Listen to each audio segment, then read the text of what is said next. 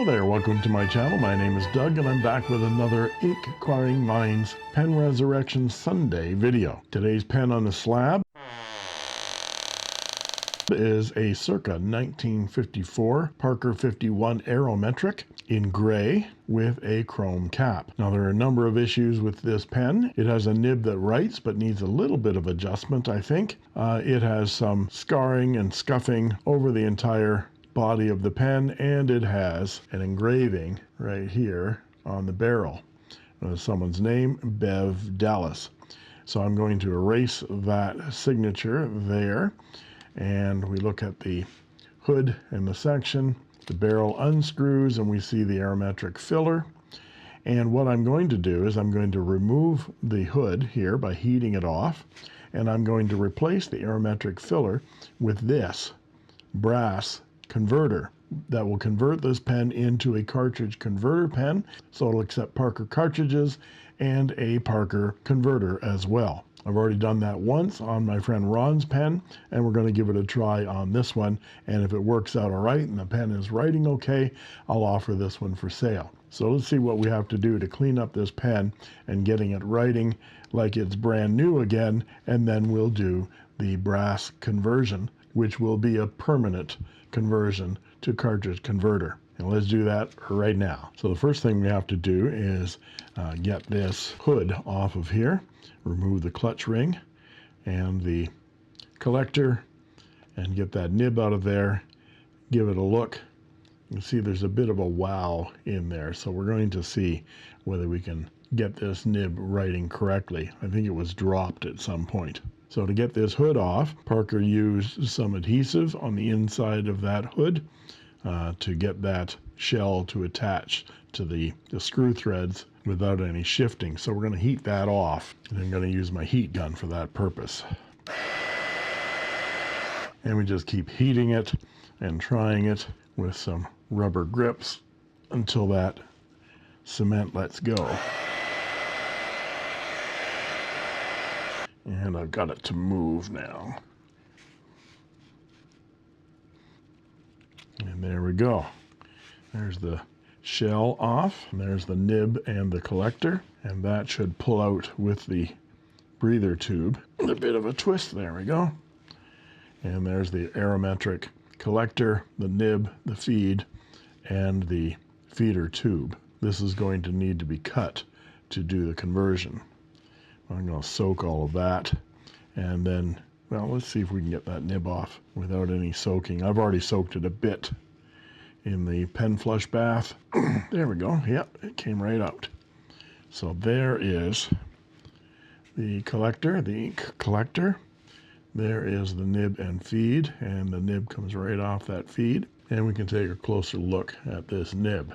And it says Parker, made in Canada, 14K on one side and 1954 on the other. And there's the 1954.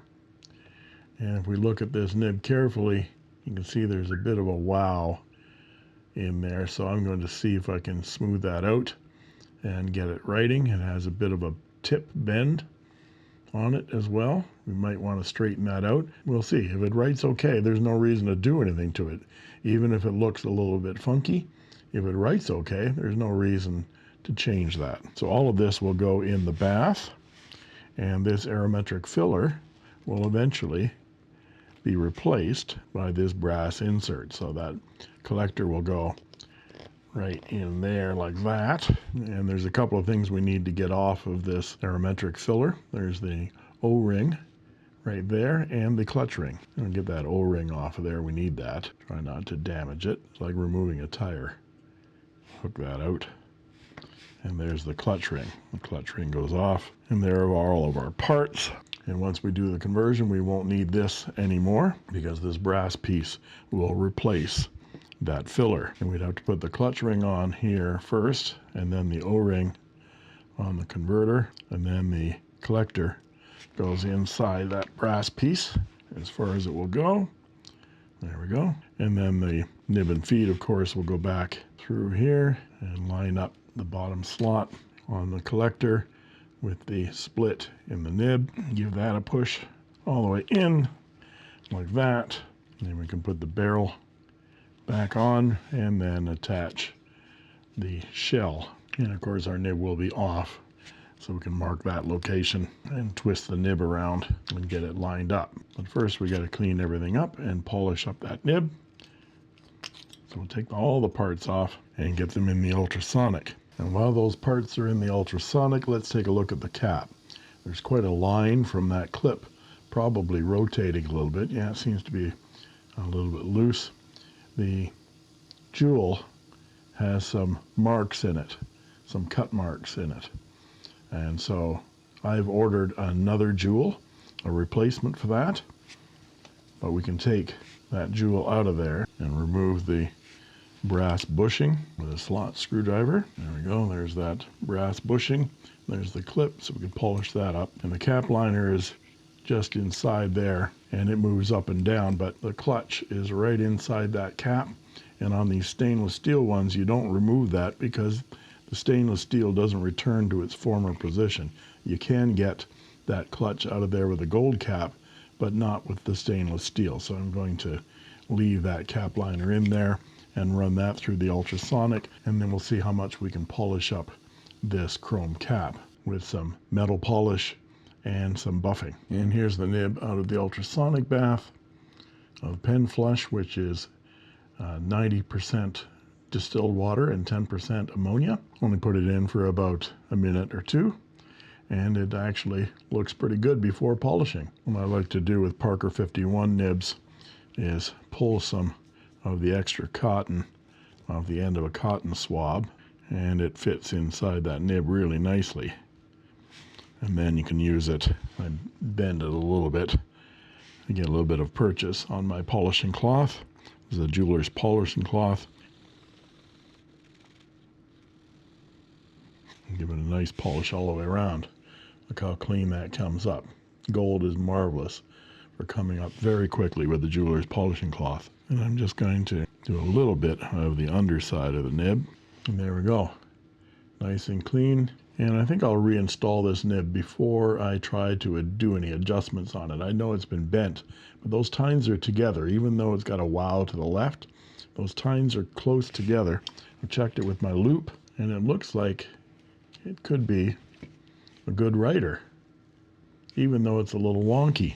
So I think I'll put this back in the pen and do the conversion, polish up the barrel and the hood, and then see how it writes, make any adjustments necessary to the nib after the fact. So here's the converter, and I'll put up a link.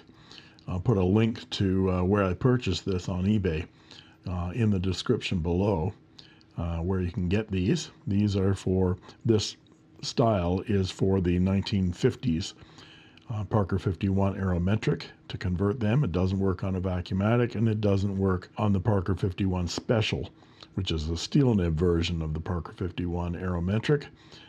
There is a different one you can get for that. It doesn't work on a Parker 61 either. But in order to do the conversion, what we have to do is put the nib and feed back in the pen. I'm just going to put the feed in for now for demonstration purposes. Slide that into the brass bushing, and you can see that the Aerometric breather tube sticks way out here. So what we want to do is have it just be slightly shy of that spot right there. That small tube that the breather tube is going through, that is the cartridge piercer, and what that does is it pierces the cartridge when you push it in, and we want this breather tube to be just slightly below by a couple of millimeters. And so I'm going to mark on the breather tube where to cut the tube and cut it with my Dremel tool. Then we can reinstall the nib and put the pen back together again, and it will be complete. Before I do that, I want to polish up this feed. It's got a lot of old gunk on it and stuff like that, so we're going to get some polishing compound on that and polish it up. And just for your information, these feeds are ebonite. They polish up very nicely, but they can also be very brittle, so you have to be very careful you don't snap this off. It's done with a little bit more polishing. and then I'll put it back in the ultrasonic to get any residual polish off. So now that I have the nib and feed all polished up and inserted back into the collector, there's a wide band right there, wide channel on the collector, lines up with the wide bottom of the nib unit and feed. We're going to push this into the converter as far as it will go, and I'm going to score on the back of this all the way around. That will mark where this collar comes to, and then I'm going to subtract the depth. You'll just measure this now, the depth of that piercing tube, which is 9 millimeters, and then I'm going to add 2 millimeters to 11. Come on, 11. Okay, 11. There we go. To 11, and from that mark, cut it back to 11 millimeters, and then it will be 2 millimeters short of that piercing tube, so that this breather tube won't actually be the first thing that pushes into the cartridge. We don't want that broken. So now I have to pull this back out of here, which is a bit of a chore. Pull it out of there, and then we'll mark the 11 millimeters on it. There we go. I think I can still see the mark. Yes, there it is there. And we're going to measure back from that, the 11 millimeters. There's the mark right there. And we're going to mark 11 millimeters back. I can actually see that mark right there, so I can cut it off with my Dremel. So I've trimmed off the breather tube, put a Pen BBS converter into it, which is Parker sized. And there you can see the breather tube is just about 2 millimeters shy of the top of that cartridge piercing tube. So the conversion is complete, and I'm going to see about removing that Bev Dallas imprint from there with my 400 grit flexible sandpaper, and I'm going to sort of go around there as well so it doesn't end up with a flat spot. And while I'm at it, I'm going to get rid of some of these other deep scratches and so forth that are on this fairly old fountain pen. There's a deep kind of a gouge right there that I'll have to get out with 400 grit, but I'll do the barrel and the hood separately. It's very tight on there. There, so that's all ready to go. We'll keep that aside. We'll go at this barrel and the hood and get them all nice and polished up, and then we'll go through the micro mesh from 1500 grit to 12,000 grit.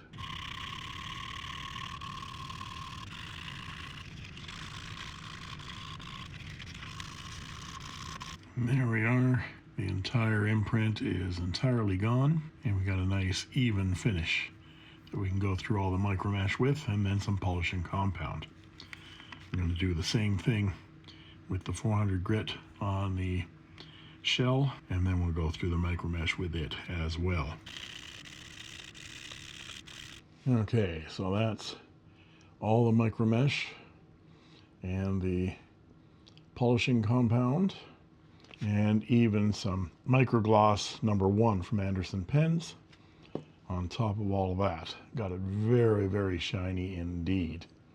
And I've assembled it all back together again, so it's ready for inking and testing. But I've also done the cap. I used some metal polish, put it in the ultrasonic bath, and then buffed it on my buffing wheel, and then back in the ultrasonic, get all the polish out. And the same thing with the clip, all polished up, ready to go. So let's put the clip back together again. There's an inner cap liner in there, so I'm going to push a pencil in. We're going to place the clip. There's a little notch where the clip goes right there. Make sure that that's in place correctly. Very slippery now that it's so shiny. Well, I'm going to put this in first. Put the goddamn sleeve on first, Doug. There we go. I've ground a special tip that's thin enough to get at this brass slot. We'll see if we can line it up. The clip properly, pencil in.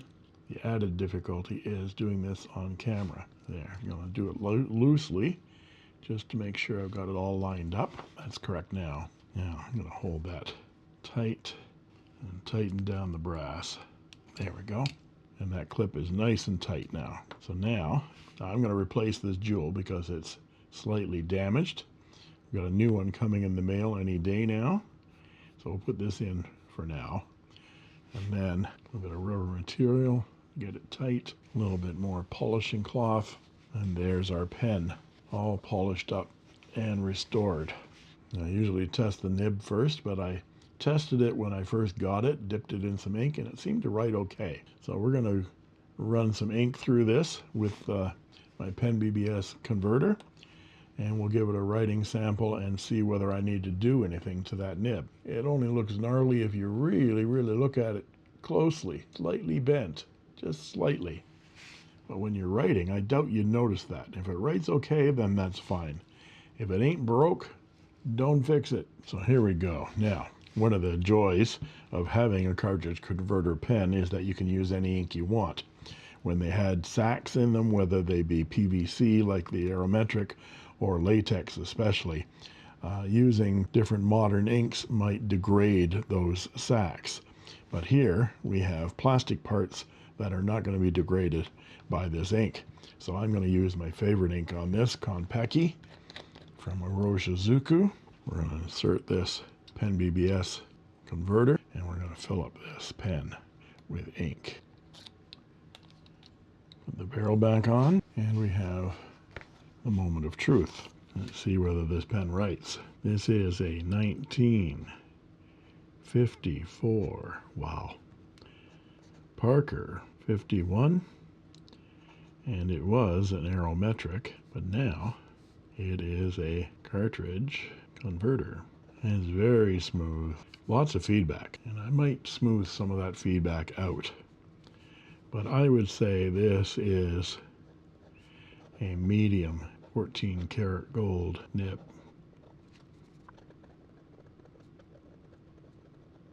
And it is very wet. I kind of figured that from the gap that I saw in that nib. Focus in on that nib. You see it's slightly bent to the side. The tines are together, but I think I'm going to do some polishing on it because it's getting me some feedback. But that's very nice. We'll polish that nib a little bit with some micro mesh, and then I'll give you my thoughts on this restoration. So what are my thoughts about this resurrection and conversion?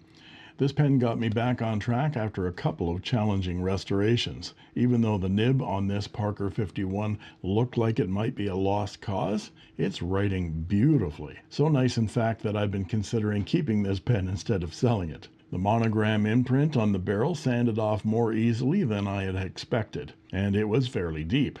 I also kept the barrel from getting a flat spot on it. The cap polished up better than any chrome cap I've previously restored. I think it was because as I gain skills, I'm getting bolder in polishing metal. I'd rather have a slightly vintage looking chrome cap than one that has been polished down to the brass. I have a new plastic top finial jewel arriving any day now to replace this one, as this one is slightly damaged around the edges. And finally, this is the second conversion of a Parker 51 Aerometric to a cartridge converter, and it went very smoothly. The pen now takes Parker long and short cartridges, Lamy long cartridges, and Parker and Pen BBS converters. One of the things I've always disliked about the Parker 51 Aerometric was the squeeze Aerometric filler. Oh, look, I've made a mess. And there's another reason I dislike it. It was full of water when I squeezed it. But the bar here is sharp, and when you have to pump it 1,000 times while dipping your pen in water to try to clean the pen, it takes a toll on your fingers. Now converted, this can easily be an everyday carry pen that has a vintage vibe to it, but also has the modern convenience of cartridges or a converter. Plus, because there is no vintage sack to worry about, you can use any of your favorite modern inks. I would recommend against any shimmering inks though, as Parker 51 collectors do not take kindly to ink particulate in them. They can clog up very easily, and getting that collector out to clean it requires disassembly. Even though I've been loving writing with this pen for the last few days, I'm going to give it up because many of you have expressed interest in purchasing these converted Aerometrics. So I'm going to sell it for $120 plus shipping. If you're interested in purchasing it, drop me an email at inkquiringminds@gmail.com with your mailing address, and I'll send you instructions on how to purchase it using PayPal, and I'll get you a shipping quote. I ship anywhere in the world. Canada Post will ship with insurance. Keep watching my Wix webpage as well, where I continue to post fountain pens for sale. Coming up for a future Pen Resurrection Sunday, I'll be restoring this gorgeous 1945 Parker Vacuumatic in green pearl. It might be silver pearl, I'm not sure. Once I've polished it up, I'll know. But it looks green on the inside to me. It might be silver. It's in perfect condition for a resurrection. The nib writes beautifully. I've already dip tested it. The pen needs a diaphragm, just the way I like it. And the nib is almost black. It is so heavily tarnished. Look at that. One of the things that thrills me the most is how incredible the transformation can be from vintage gold nibs like this one. And then they polish up like this one. This is a 1946 Parker Vacuumatic Debutante. You can see the difference in size between the standard size and the Debutante here. I restored this pen several months ago and it is still for sale. You can see it on my Wix webpage. This one is also going for $120 US. And I can't wait to polish this old tarnished black nib up to its previous gold lustrous glory. And there you have it. If you like this video, please like and subscribe, and don't forget to ring that bell to get instant notifications whenever a new video is posted. And you can join as a member of my channel for only 99 cents a month, and I guarantee I'll answer your comments in the comment section, and you'll get cool emojis, badges, sneak peek unboxing videos, as well as instant access to my videos the moment I post them. And that just leaves it for me to say, thank you for watching. And that's all she wrote.